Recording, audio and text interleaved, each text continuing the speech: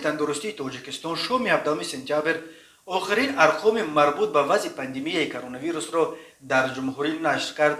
بنا به این امور رسمی در یک شبانه روز اخیر در تاجیکستان یگان حالت نوی سرایت شهروندان به کرونا ویروس یا مرگ بیماران از این بیماری مشاهده نشد. در کشور یگان بیماری کرونا ویروس نیز باقی نمانده است. وزارت تندرستی اینک 5 روز باز پی هم درباره آشکار نشدن حالت‌های نوی کرونا ویروس اصابات می‌دهد و 16 سپتامبر ادعا دارد که در تاجیکستان یگان بیماری کرونا ویروس باقی نمانده است.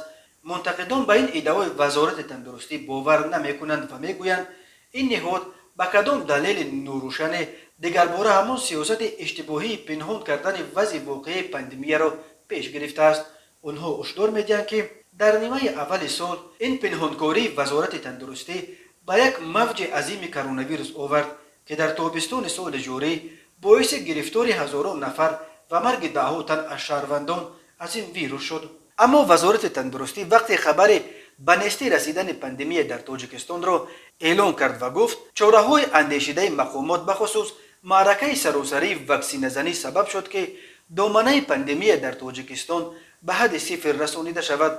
به حساب وزارت بیش از 2 میلیون از اهالی کلانسال کشور حداقل یک وایه واکسینه و بیش از 1 میلیون نفر هر دو وایه واکسینه را الکی گرفتند.